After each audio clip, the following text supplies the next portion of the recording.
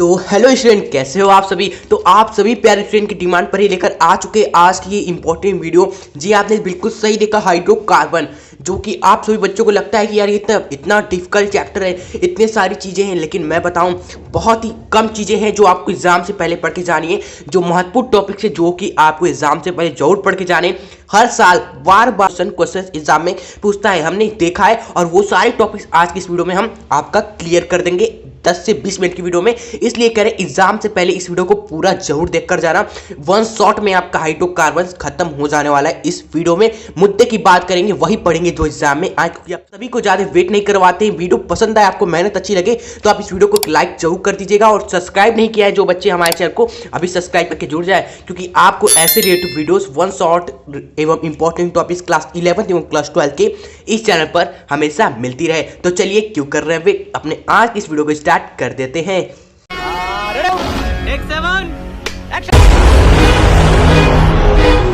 अगर एग्जाम में पूछा जाए कि बताओ हाइड्रोकार्बन्स किसे कहते हैं, तो आप क्या बताओगे? क्या आप रट के जाओगे? बिल्कुल नहीं। नाम देखो क्या लिखा है, हाइड्रोकार्बन। हाइड्रो मतलब कि हाइड्रोजन, कार्बन मतलब कि कार्बन, यानी कि ऐसे यौगिक जो हाइड्रोजन व कार्बन से मिलकर बने हैं ना, उन्हीं यौगिक को हम क्या बोलते हैं, हाइड्रोकार्बन बोलते हैं। एक झटके में समाप्त। अब बात आई जब हमने हाइड्रोकार्बन को दो टुकड़ों में तोड़ दिया।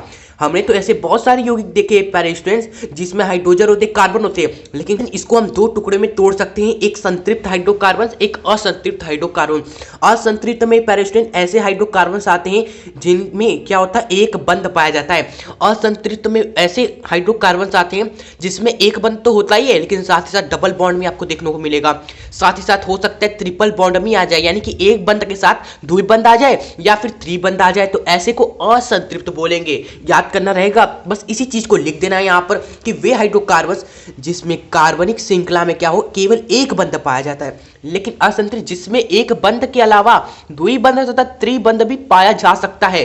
ठीक है, तो ऐसे यौगिक को, ऐसे बच्चों हाइड्रोकार्बन्स को संतृप्त एवं ऐसे हाइड्रोकार्बन्स को असंतृप्त बोलेंगे। ठीक है, रट्टा बिल्कुल कम लगाना है, बस लॉजिक से हर एक टॉपिक को यहां पर समाप्त कर देंगे। जैसे कि प्रोपेन का अगर आप बनाओगे स्ट्रक्चर, तो पैरास्टूडेंट 1 2 3 कार्बन ऐसे श्रृंखला में होंगे, आपको कहीं भी पैरास्टूडेंट डबल बॉन्ड या ट्रिपल बॉन्ड नहीं दिखाई देगा, केवल एक बंद होगा। लेकिन इसमें देखो क्या जुड़ा हुआ, प्रोपीन है पैरास्टूडेंट। यहां पर नाम में ही, मूल शब्द में ही क्या जुड़ा हुआ है, इन जुड़ा हुआ है। इन क्या बताता है पैरास्टूडेंट, कार्बनिक श्रृंखला में क्या है, डबल बॉन्ड है। तो ये कैसा एग्जाम्पल हो गया, असंतृप्त का हो गया। ठीक है, चलिए अब नेक्स्ट टॉपिक की ओर बढ़ते हैं भाई साहब। अब हमारा आया एल्केन, एल्कीन, एल्काइन। इन चीजों को हम पढ़ेंगे, और जो इंपॉर्टेंट है इसमें वही हम देखने वाले हैं। ठीक है, जो आपके नेमिंग रिएक्शन है, जो आपके पैरास्टूडेंट वुर्ज रिएक्शन है, आपका कोल्बे का विद्युत अपघटनिक रिएक्शन है, सब यहाँ पर हम देख लेंगे जो एग्जाम में कई बार आते हैं। तो सबसे पहले तो भाई एल्केन होता क्या है।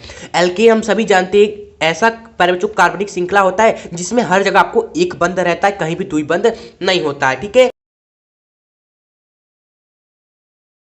तो सबसे पहला है एल्केन बनाने की विधि, वह है वुर्ज अभिक्रिया द्वारा पैरास्टूडेंट, जो कि बहुत ही ज्यादा इंपॉर्टेंट है आपके एग्जामिनेशन के लिए।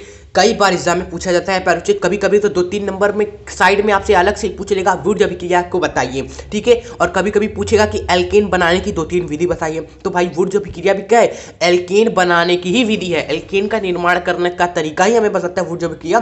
क्या कहता है, जब हेलो एल्केन की उपस्थिति में हेलो एल्केन की अभिक्रिया हम सोडियम से सूक्ष्म ईथर की उपस्थिति में कराते हैं ना, तो एल्केन का निर्माण होता है। अब देखो हम कैसे अब इसका रासायनिक समीकरण वगैरह लिखेंगे, ये ध्यान दीजिएगा।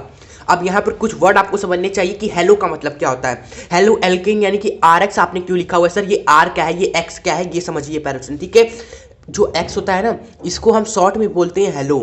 जी हाँ, हम आपसे हेलो नहीं बोल रहे, इसका नाम ही है हेलो।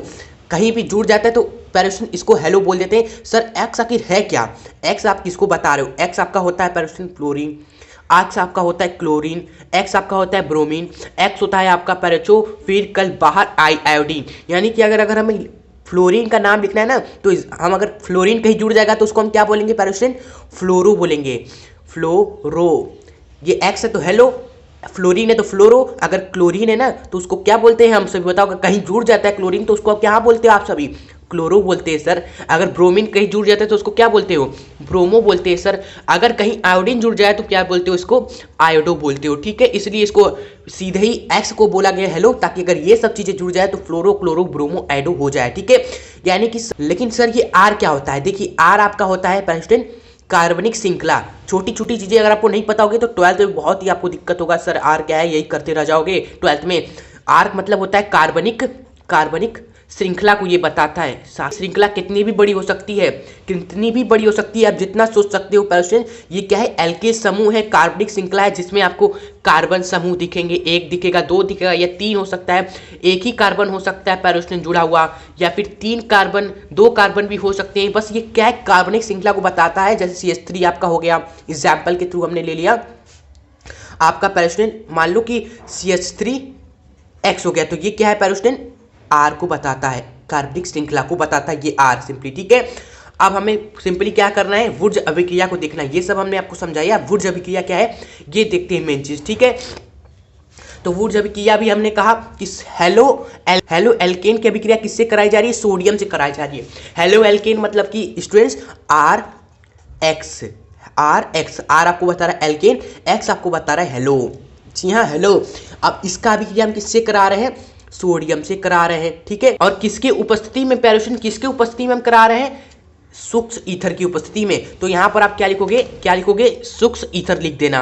अब ये जो अभिक्रिया होगी ना, इस अभिक्रिया से आपको क्या मिल जाएगा? आपको मिल जाएगा एल्केन, बोले तो आर।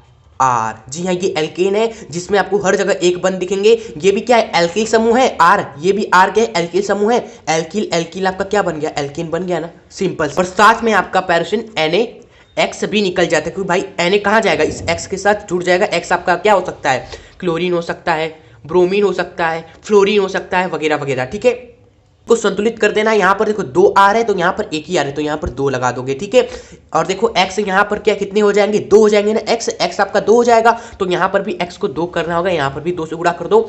यहाँ पर एक्स भी 2 हो गया, आर भी 2 हो गया, एक्स भी 2 हो गया, आर भी 2 हो गया। लेकिन सोडियम देखो एक, यहां पर 2 है लेकिन यहां पर 1 है, तो यहां पर भी 2 लगा दो। तो ये फाइनली आपका इक्वेशन बन गया पेरिस्टेन। ठीक है, कोई दिक्कत है? बस इस समीकरण को लिख देना। वुर्ज अभिक्रिया में मेन आपका यही है, मुद्दा यही है वुर्ज अभिक्रिया का। ठीक है, सेकेंड पेरिस्टेन की असंतृप्त हाइड्रोकार्बन से या अपचयन द्वारा, या फिर इसी को बोलते हैं हाइड्रोजनीकरण द्वारा। हमने ये 3 नाम क्यों लिखे? क्योंकि एग्जामिनर 2-3 नंबर में हमने देखा है, कभी कभी पेरिस्टेन आपसे पूछता है कि हाइड्रोजनीकरण अभिक्रिया बताइए एल्केन बनाने की। अलग से 2-3 नंबर में पूछ दिया। कभी पूछता है एल्केन बनाने की अपचयन द्वारा जो बनता है अल्केन, उस वो विधि बताइए। लेकिन भाई साहब दोनों एक ही है। जी हाँ, हाइड्रोजनीकरण यानी कि पेरिस्टेन हाइड्रोजन का जुड़ना। अब जहां हाइड्रोजन जुड़ता है वह अभिक्रिया कैसी होती है? वह अपचयनी होती है, यानी हाइड्रोजन करण बोलो या फिर अपचयन बोलो, बात एक ही है। अब असंतृप्त हाइड्रोकार्बन क्यों कह रहे हैं ये भी हम आपको बता देते हैं। ठीक है, पहले तो देखो क्या होता है असंतृप्त हाइड्रोकार्बन से, यानी कि असंतृप्त पहले क्या होगा? हाइड्रोकार्बन होंगे। असंतृप्त हाइड्रोकार्बन यानी कि ऐसे हाइड्रोकार्बन, ऐसे हाइड्रोजन व कार्बन के यौगिक जिसमें क्या हो जाएगा? या तो डबल बॉन्ड होगा या फिर ट्रिपल बॉन्ड होगा पेरिस्टेन, एक बंद के अलावा। ठीक है, यानी कि ऐसा कोई यौगिक हम लेते हैं पेरिस्टेन एग्जांपल के थ्रू, जिसमें क्या हो? डबल बॉन्ड हम मान लेते हैं, तभी ये असंतृप्त हाइड्रोकार्बन होगा ना। तो हम बनाते हैं एक एग्जाम्पल के थ्रू लेते हैं CH3 पेरिस्टेन आपका हाइड्रोकार्बन है ना, असंतृप्त हाइड्रोकार्बन ना। बस इसी की सहायता से हम क्या करेंगे? हाइड्रोजनीकरण करेंगे, यानी कि हाइड्रोजन को जोड़ेंगे। हाइड्रोजनीकरण यानी कि हाइड्रोजन को जोड़ना। यहाँ पर हाइड्रोजन जोड़ रहे हैं। और पेरिस्टेन हम जो अभिकर्मक लेते हैं इस अभिक्रिया में, वो प्लेटिनम होता है या फिर पैलेडियम होता है। यानी कि अभिकर्मक के रूप में हम क्या लेंगे? प्लेटिनम लेंगे या फिर प्लेडियम हो लेंगे। ठीक है, और इसकी उपस्थिति में हाइड्रोजन गैस का अभिक्रिया कराएंगे तो आपको एल्कीन, जी हाँ यहाँ पर एल्केन लिखेंगे, यहाँ पर एल्केन पेरिस्टेन बनता है, सिंपल। ठीक है, तो आइए इसको कर देते पूरा अभिक्रिया समाप्त। यहाँ पर पेरिस्टेन क्या बनेगा? एल्केन बन जाएगा, यानी कि double bond tata bye bye हो जाएगा। पूरा हर जगह एक बंद आपको दिखेगा। CH3 CH2 एंड CH3 हर जगह एक बंद हो गया। सर कैसे?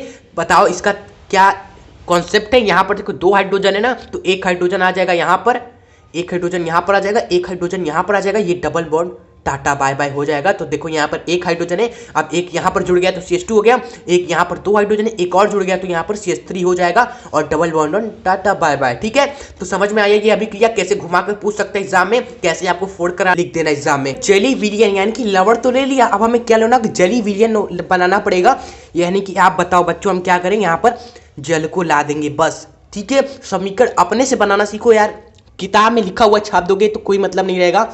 अगर आपने खुद से समीकरण बनाना सीख लिया ना तो आपको बहुत ही ईजी पड़ेगा क्लास 12th में, क्योंकि क्लास 12th में जब आप पढ़ोगे हेलो एल्केन्स चैप्टर, आप पढ़ोगे एल्कोन फिनोन ईथर चैप्टर पैराफिन, तो आपको बहुत ही हेल्प मिलेगी ये सारी चीज़ें अगर आप सीख लोगे। ठीक है, तो ये कार्बोक्सिल अम्लों का लवण ले लिया, इसका जली विलयन बना तो जली विलयन ले लिया, इसका हम क्या करेंगे, वैद्युत अपघट्ट करेंगे, यानी कि इसी चीज़ का आप बस हमें क्या कर देना है, वैद्युत अपघटन। ठीक है, तो वैद्युत अपघटन कर देंगे तो क्या मिलेगा, एल्किन बनेगा। एल्किन मतलब कि सर फिर से वही जो आर है ना, आर से जुड़ जाएगा, यानी कि आर आर हो जाएगा पैरास्टेन। तो यही क्या होता है, ये भी एल्किन, ये भी एल्किन, एल्किल एल्किल एल्किन, तो ये बन गया आपका एल्केन। ठीक है पैरास्टेन, ठीक है, समझ में आ गया कैसे एल्केन बना।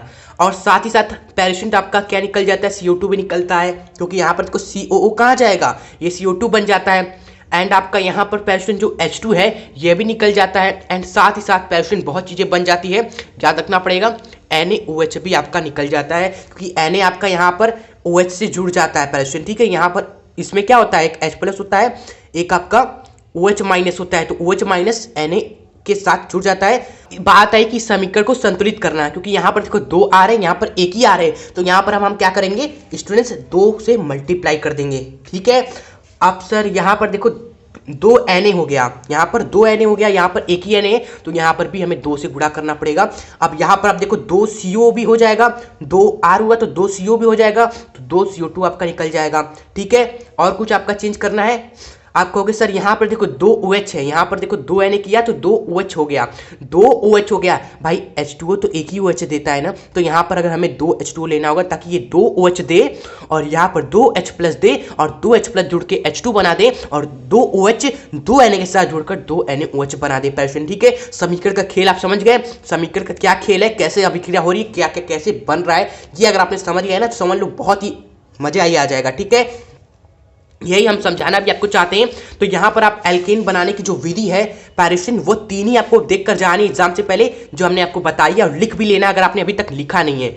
ठीक है, चलिए आप पढ़ते हैं नेक्स्ट टॉपिक की, और टॉपिक आपका सेकेंड आ चुका है। सेकेंड टॉपिक इंपॉर्टेंट टॉपिक वह है मार्कोनी-काफ का नियम। ठीक है, मार्कोनी-काफ का नियम बहुत ही ज्यादा इंपॉर्टेंट एग्जाम में कई बार आता है। ठीक है, और ये नाम में क्या लिखा है, मार्कोनी-काफ, यानी कि जो साइंटिस्ट ने इसको प्रतिपादित किया है ना, क्या है, मार्कोनी-काफ है। अब क्या कहता है ना, अब आपको समझ में आएगा। स्कूल में तो रट्टा लगा देते हैं कि अगर हम क्या करते हैं, हाइड्रोजन गैस को जोड़ते हैं प्लेटिनम पैलेडियम की उपस्थिति में, तो होता क्या, ये डबल बॉन्ड टूट जाता है, यहाँ से 2H, एक H यहाँ जुड़ जाएगा, एक H यहाँ जुड़ जाएगा, तो आपको बन जाएगा क्या, एल्केन। ठीक है, क्या बन जाएगा, एल्केन बन जाएगा सिंपली। ठीक है, जब यहाँ पर 2 H2 था और एक H यहाँ जुड़ गया, एक H यहाँ जुड़ गया, दोनों के दोनों H ही थे और दोनों जुड़ गए, बन गया एल्केन। साइंटिस्ट ना वो आ गए बिल्कुल टेंशन में। सर टेंशन में क्यों आ गए, क्या हुआ ना, H2 की जगह जब HCl आ गया, H2 की जगह जब HF आ गया, H2 की जगह जब HBr आ गया ना, तो उनको दिमाग चटक गया कि यहाँ पर H2 था तो एक H यहाँ, एक H यहाँ जुड़ जाता था, लेकिन HCl HF HBr अगर आ गया पैरास्टेन, तो भाई साहब H कहाँ जुड़ेगा, Cl कहाँ जुड़ेगा, ये HCl क्या देगा, एक H+ देगा और एक आपका Cl- देगा। सब सहमत है ना, हाँ सर। अब बताओ ये H+ कहाँ जुड़ेगा, यहाँ जुड़ेगा कि यहाँ जुड़ेगा, Cl- कहाँ जुड़ेगा, यहाँ जुड़ेगा कि यहाँ जुड़ेगा, बस इसी में लड़ाई हो गया, सब परेशान थे। तो मार्कोनी-काफ जी आया कि टेंशन नहीं लेने का, अपुन है ना, इन्होंने कहा कि जब भी योगात्मक अभिक्रिया होगी, यानी कि ऐसी अभिक्रिया जिसमें कोई चीज आए और जुड़ जाए, तो ऐसी अभिक्रिया में आपका बस ये ध्यान रखना कि ऋणात्मक भाग वहां जुड़ जाएगा ना, उस कार्बन से जुड़ेगा जहां पर हाइड्रोजन कम होंगे, बस ये ध्यान रखो। यानी कि इस अभिकर्मक में ऋणात्मक भाग जो है वह कहां जुड़ेगा, जहां पर हाइड्रोजन कम है। यानी कि कहां पर हाइड्रोजन कम है, यहां पर एक हाइड्रोजन है, यहां पर 2 हाइड्रोजन है, हाइड्रोजन कम है ना, यहां पर कम हाइड्रोजन है ना, तो ऋणात्मक वाला भाग यानी कि Cl- आकर यहां जुड़ जाएगा, H आकर यहां जुड़ जाएगा, तो फाइनली जो आपका बन जाएगा वो क्या बन जाएगा, CH3 ऐसा ही रहेगा, CH तो रहेगा, इसके CH के साथ क्या हो जाएगा, Cl माइनस आके यहाँ पर जुड़ जाएगा और यहाँ पर CH2 के साथ क्या जुड़ जाएगा, H जुड़ जाएगा। तो बस ये ध्यान रखना, कोई भी टेंशन नहीं रहेगा आपके पास, ठीक है। तो यही होती है ये नियम जिसमें बताया गया है ये सारी चीजें, ठीक है। तो ध्यान रखना क्या बताया गया है, बहुत ही आसान तरीके से समझाने की हमने कोशिश की है। मजा आ रहा है, अच्छा लगा वीडियो, अगर पसंद आ रही है तो वीडियो को जरूर लाइक करिएगा, क्योंकि बहुत मेहनत लगती है पैशन आपके लिए बेहतरीन एक्सप्लेनेशन एवं लाने में, ठीक है। पर 10% चीज़ों में क्या होता है ना, वो मार्कोनिक का नियम ना पूछकर वो प्रति मार्कोनिक का नियम पूछता है। एग्जामिनर का यही खेल होता है भाई साहब, वो घुमाता है बस बच्चों को, ठीक है। यानी कि मार्कोनिक का अगर आपने नियम पढ़ा हुआ है ना, अगर आपसे पूछे प्रति या फिर एंटी मार्कोनिक का आपका नियम क्या होता है, तो बस उल्टा इसका हो जाएगा, जो हमने बताया ना इसका उल्टा कर देना है। यानी कि यहाँ पर क्या हो रहा है, जहाँ पर प्यारे बच्चों हाइड्रोजन कम है वहां पर आपका ऋणात्मक भाग जुड़ रहा है, इसमें उल्टा कर देना, जहां पर हाइड्रोजन ज्यादा है वहां पर ऋणात्मक भाग जुड़ेगा। समझ गए ना, एक बार रिवाइंड करके जो हमने कहा सुन लीजिए। इस टॉपिक को जो है हमारा अनुनाद, इलेक्ट्रॉन्स नहीं एवं नाभिक स्नेही अभिकर्मक, छोटे छोटे टॉपिक है लेकिन एग्जाम में आते उसको हम देखेंगे। परिभाषा एक बार हम पढ़ लेते, लेकिन अभी इस परिभाषा को अच्छी तरीके से हम समझाने वाले। पहले देख लेते क्या लिखा हुआ है कि यार वह घटना जिसमें किसी एक अणु को क्या करो आप अनेक इलेक्ट्रॉनिक संरचना द्वारा प्रदर्शित किया जाता है, जो अपने ऊर्जा अवयव में अधिक भिन्न नहीं होते। और ये कैसे बनते हैं, ये पाई इलेक्ट्रॉनों के दोलन से बना प्राप्त करते हैं बच्चों। इन्हीं संरचना को हम अनुनाद संरचना कहते हैं बच्चों। देखिए यहाँ पर आइए हम आपको समझाते हैं। यहाँ पर लिखा हुआ है कोई भी एक अणु है वह क्या करे अनेक इलेक्ट्रॉनिक संरचना द्वारा उसको हम दिखा सकते हैं। जैसे कि आपका हो गया एग्जाम्पल में, आपका एक बेंजीनी हो गया, ये आपका बेंजीनी हो गया। अब बेंजीन का स्ट्रक्चर क्या होता है, डबल बॉन्ड क्या होता है, एक छोड़कर होता है, यानी कि इधर डबल बॉन्ड इधर छोड़ा, इधर डबल बॉन्ड इधर छोड़ा, इधर डबल बॉन्ड, ठीक है। और इसी स्ट्रक्चर को हम इस तरह भी बना सकते हैं भाई। आप डबल बॉन्ड क्या कर रहे हो, इधर से शुरू कर रहे हो, हम इधर से शुरू कर दे रहे हैं, यहाँ पर बनाए यहाँ छोड़ा, यहाँ पर बनाए यहाँ छोड़ा, यहाँ पर बनाए पैर बच्चों, ठीक है। तो यहाँ पर प्यारे बच्चों आपने क्या किया, इस बेंजीन की प्यारे बच्चों आपने एक संरचना नहीं बल्कि इसी बेंजीन की प्यारे बच्चों एक और इलेक्ट्रॉनिक संरचना बनाई, एक और संरचना द्वारा आपने इसी बेंजीन को प्रदर्शित किया, आपने इसी बेंजीन को दिखाया। और प्यारे बच्चों इन दोनों बेंजीनों की ऊर्जा जो होती है, एनर्जी होती है, वह इक्वली होती है, ज़्यादा भिन्नता नहीं होती। जो इसकी ऊर्जा है वही इसकी भी ऊर्जा है, ये भी बेंजीन है ये भी बेंजीन है, लेकिन आपने क्या किया एक और संरचना बना दी इसी अणु की, ओके, एक और संरचना द्वारा प्रदर्शित की। और ये कैसे प्रदर्शित की बच्चों, आपने पाई इलेक्ट्रॉनों का दोलन कराया, यानी कि इस पाई इलेक्ट्रॉन को इस देखो पाई इलेक्ट्रॉन क्या होता है ना, जो डबल बॉन्ड बनता है, एक बॉन्ड आपका सिग्मा होता है, एक आपका पाई होता है। तो भाई पाई बंध में जो इलेक्ट्रॉन होते हैं ना, इन्हें हम पाई इलेक्ट्रॉन बोलते हैं, ठीक है। और इन्हीं पाई इलेक्ट्रॉनों का पैर बच्चों क्या होता है, दोलन होता है। इन्हीं पाई इलेक्ट्रॉन दोलन का मतलब है पैर बच्चों इधर जाते हैं तो कभी उधर जाते हैं, दोलन का मतलब है इधर उधर घसकाना सिंपली, ठीक है। अब पाई इलेक्ट्रॉन का ही दोलन क्यों होता है, पाई इलेक्ट्रॉन का ही दोलन क्यों होता है, इसका कारण आपको पता है, क्योंकि भाई पाई इलेक्ट्रॉन क्या होते हैं ना, आपके कमजोर होते हैं, पाई इलेक्ट्रॉन आपके कमजोर होते हैं, जबकि सिग्मा के जो इलेक्ट्रॉन होते हैं, सिग्मा बंध में जो इलेक्ट्रॉन होते हैं ना, सिग्मा के इलेक्ट्रॉन जो होते हैं ना, वो पैर जो स्ट्रांग होते हैं, इसलिए इनको हम छेड़छाड़ नहीं कर सकते, इनको हम छेड़छाड़ बिल्कुल भी नहीं कर सकते। पाई इलेक्ट्रॉन क्या होते हैं, कमजोर होते हैं, इसलिए इन इलेक्ट्रॉनों का हम दोलन कराते हैं। यानी कि भाई इधर से उठाकर इधर कर दिया, ठीक है, इधर से उठाकर इधर कर दिया, इधर वाले को इधर कर दिया, इधर वाले को इधर कर दिया। तो इधर उधर घसकाने से, दोलन करने से किन इलेक्ट्रॉनों का, पाई इलेक्ट्रॉनों का दोलन करने से क्या हुआ, एक और हमें संरचना मिल गई, अणु की एक और संरचना द्वारा। दोस्तों इसी अणु को एक और संरचना द्वारा हमने प्रदर्शित कर दिया बच्चों। तो इन्हीं संरचना को पैर बच्चों हम क्या बोलते हैं ना, अनुनाद संरचना बोलते हैं। यानी कि यार पाई इलेक्ट्रॉनों के दोलन से जो संरचना बनती है, जो संरचना तैयार होती है, उन्हें अनुनाद संरचना बोलते हैं। और इन्हीं संरचनाओं को अगर मिला दिया जाए तो जो हमारी फाइनल में संरचना बनती है, जो अंतिम में जो फाइनल रिजल्ट आता है ना पैरचो लड़ाई का या इस पूरे खेल का, उस फाइनल रिजल्ट को पैरचो हम क्या बोलते हैं, अनुनाद संकर बोलते हैं। और इसी तालमेल को, जो ये तालमेल हुआ, जो ये पैरचो घटना घटित हो गई, ये जो घटना घट गई पैरचो, अब जो घट गया उसको रोक नहीं सकते, उस घटना को ही पैरचो अनुनाद कहते हैं। हमने आपको क्या बताया, एक झटके में तीनों चीजें बता दी पैरचो। यही तो पढ़ाने का तरीका होता है। हमने क्या किया, एक बेंजीन लिया। अब इस बेंजीन में जो पाई इलेक्ट्रॉन थे, ये सारे कमजोर होते हैं, इसलिए ये दोलन करते हैं, यानी कि इधर उधर जाते हैं। जैसे ये पाई इलेक्ट्रॉन देखो इधर आ गया, ये पाई इलेक्ट्रॉन इधर आ गया, ये इधर आ गया, तो इसी बेंजीन का पैरचो एक और स्ट्रक्चर पर तैयार हो गया। संरचना हमारी तैयार हो रही, उन संरचनाओं को हम क्या बोल रहे हैं, अनुनाद संरचना बोल रहे हैं। और इन संरचनाओं को मिलाने के बाद जो स्ट्रक्चर बनेगा, वो स्ट्रक्चर आपका कुछ इस तरह का बनेगा पैचो। देखो बना, वो स्ट्रक्चर क्या कहलाता है, अनुनाद संकर कहलाता है। ठीक है, और यही सारी की सारी जो घटना होती है ना, इसी को हम बोलते हैं अनुनाद, इसी घटना को ही अनुनाद कहते हैं। समझ लेते हैं यहाँ पर। सबसे पहले समझते हैं इलेक्ट्रॉन स्नेही अभिकर्मक क्या कहते हैं। देखिए, इलेक्ट्रॉन का मतलब होता है भाई इलेक्ट्रॉन हमारे सिंपल। स्नेही का मतलब होता है जो पसंद करते हैं, जिन्हें क्या हो दोस्तों, इलेक्ट्रॉनों से प्यार हो, उन दोस्तों अभिकर्मक को हम क्या बोलते हैं, इलेक्ट्रॉन स्नेही अभिकर्मक कहते हैं। जिन्हें इलेक्ट्रॉनों की चाह हो, जिन्हें बस कुछ नहीं बस इलेक्ट्रॉन चाहिए। ठीक है, तो ऐसे दोस्तों अभिकर्मक को, ऐसे कंपाउंड को, ऐसे अणु को हम क्या बोलते हैं, इलेक्ट्रॉन स्नेही अभिकर्मक बोलते हैं बस। ठीक है, अब यार जिस पे प्लस का चार्ज हो वही तो इलेक्ट्रॉन को चाह करेगा, वही तो चाहेगा कि इलेक्ट्रॉन आ जाए, पर जो माइनस वाला चीज आ जाए उसके पास। तो ऐसे एग्जाम्पल हो गए इलेक्ट्रॉन स्नेही अभिकर्मक के। ठीक है, उसके नाभिक स्नेही अभिकर्मक होता है। इसमें बस नाभिक का मतलब होता है बच्चों, नाभिक कोई भी परमाणु का नाभिक कैसा होता है, धनावेश होता है, यानी कि नाभिक का मतलब है आपका धनावेश। ऐसे दोस्तों अभिकर्मक जो पॉजिटिव चार्ज को चाहते हैं, पॉजिटिव चार्ज से प्यार करते हैं, बस उनको क्या मिल जाए, कहीं ना कहीं से पॉजिटिव चार्ज मिल जाए पैरचो, तो उन अभिकर्मक को हम क्या बोलते हैं, नाभिक स्नेही अभिकर्मक बोलते हैं। परिभाषा आपके सामने है पैरचो,